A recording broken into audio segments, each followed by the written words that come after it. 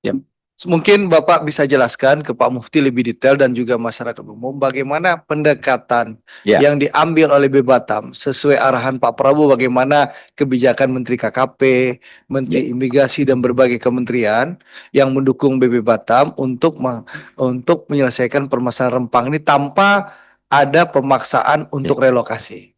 Nah, ini mungkin dijelaskan detail Pak supaya clear. Jangan setiap mau RDP pertanyaan ini terus diulang. Saya ingin Bapak jelaskan cerita supaya Pak Mufti juga paham ini. Silakan Pak. Baik, Pak Mufti, yang pertama ingin saya sampaikan bahwa rencana untuk pengembangan Tanjung Banon itu masih berlanjut. Dan sekarang sudah di angka rumah yang di sana sudah dibangun sebanyak 304 rumah. 304 rumah dan ke depan ini nanti akan dibangun kembali kalau nggak salah 200 tambahan dan beberapa kementerian lembaga mendukung upaya yang kita lakukan. KKP akan bangun dermaga, kemudian transmigrasi akan bangun rumah yang 200-an ini, lalu kemudian kita sendiri akan bangun SD, SMP, SMA, dan masjid serta kantor camat, kantor polsek, kantor dan ramil, kantor lurah, kantor KUA. Artinya di lokasi yang kita rencanakan ini Tanjung Banon namanya Pak, ini akan dibangun kawasan fasilitas yang lengkap di wilayah itu dan masyarakat diberikan 500 meter persegi. Dan dengan catatan saya mau sampaikan, bagi yang mau, yang tidak mau ya nggak ada persoalan Pak. Walaupun kita berharap harus mulai ada legalitas kepemilikan terhadap warga. Saya menganggap kebijakan ini adalah kebijakan yang jelas menghitam putihkan status kepemilikan yang diberikan terhadap warga. Kalau tinggal di tempat sebelumnya, ini tidak akan dapat SHM itu Pak, sertifikat hak milik. Pemerintah menyiapkan sebuah kebijakan yang ada pengakuan terhadap legalitas lahan yang ditempati. 500 meter persegi mendapatkan sertifikat hak milik. Di Batam yang dapat sertifikat hak milik itu Pak, dapat dihitung dengan jari. Selebihnya hak guna bangunan. HGU yang lebih banyak. Nah sekarang menurut saya kalau ini dapat disetujui oleh warga dengan cara yang pelan kita lakukan, bagi kami sekarang yang penting bangun dulu.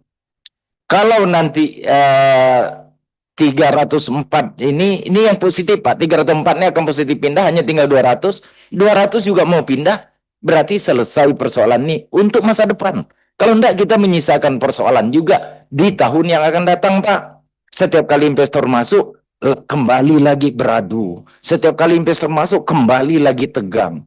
Nah kita ingin ini selesai dan menurut saya langkah yang kita lakukan sekarang ini adalah eh, tindak lanjut atas apa yang menjadi arahan Presiden, Pak. Nggak ada yang namanya mematuk-matuk, turun gas air mata, lalu apa? Nggak ada TNI Polri, Pak. Di era kami sampai dengan bulan ke-6 ini, saya jamin tidak ada langkah yang seperti itu. Karena memang ini adalah cerita yang kemarin saya sampaikan di forum ini. Masa saya harus melanggarnya? Kalau seandainya kemarin saya bicara A, hari ini saya bicara B, Pak, saya tak sanggup lagi RDP di Komisi 6 ini. Saya kira itu yang dapat saya jelaskan kepada Pak Mufti terkait dengan persoalan yang tadi disampaikan mengenai video. Nanti kami akan dalami dan kita akan komunikasi lah nanti Pak Sukri bagaimana sebenarnya kejadian yang Pak Mufti ya, kejadian dengan Pak Sukri tadi. Ya, mungkin Terus Mufti ada yang mau ditambahkan sedikit Pak, silakan. ya, Biar puas dulu Pak, biar ya siap. seperti ini. Saya ingin menanyakan agar kami berikutnya tidak tanya lagi, Pak. Pernyataan yang Bapak sampaikan ini persis seperti ketika Bapak pertama sampaikan di sini. Dan kami kaget tadi, Bapak di Batam, Bapak tidak tahu kesaksian Sukri. Kami di Jakarta, Pak, dan tidak ada yang nge-share di sini. Kami hanya tinggal buka aja perkembangan Batam. Tiba-tiba saya dapat video itu, Pak. Dan itu banyak ternyata di mana-mana. Jadi kasus seviral itu masyarakat di Indonesia tahu. Saya bahkan di Jakarta yang jauh dari Batam tahu soal itu. Bapak Kepala BB Batam tidak tahu. bahkan mempertanyakan ada atau tidak. Saya kecewa atas hal itu, Pak. Yang kedua, Bapak sampaikan tidak ada intimidasi. Berarti media itu salah, Pak ya. Buktikan kalau tidak ada intimidasi, buktikan kalau media yang menyampaikan itu salah dengan melaporkan media itu ke penegak hukum, Pak. Dan kami tidak mau mendengar lagi ke depan karena Bapak menyampaikan luar biasa, Pak. Apa namanya? Kami tertegun di sini dan kami tenang setelah Bapak kalau orang tidak tahu fakta ini, Bapak menyampaikan diri kami, wah alhamdulillah warga kami di Rempang sekarang sudah damai-damai saja. Tapi Bapak ingat saat itu ketika Bapak di ini di hari yang sama kami diintimidasi di sana, Pak. Dengarkan, Pak, ini, Pak. Ya. Boleh saya tanggapin. Jadi Pak Mufti, Ya. video yang Bapak share itu kan adalah video di Mahkamah Konstitusi. Iya. Ya. Jadi ada undangan di Mahkamah Konstitusi. Itu satu ya. Jadi Betul. bukan Pak, kan sudah disampaikan. Kita bisa Pak Mufti silahkan cek ke lapangan bahwa tidak ada intimidasi. Yap. Itu kan kesedihan Bapak Sukri ya, yang disebabkan kejadian masa lalu di saat Pak Amsakar dan Bu Li Claudia Chandra belum menjadi Kepala BP Batam dan Wakil Kepala BP Batam. Ya, karena pendekatan yang lebih represif di Ya. periode lalu, Ya. bukan era Pak Presiden Prabowo. Presiden Prabowo sudah memberikan hal yang jelas dan Ya. tegas kepada Kepala BP Batam untuk pendekatan yang humanis. Dan itu sudah diterjemahkan di mana?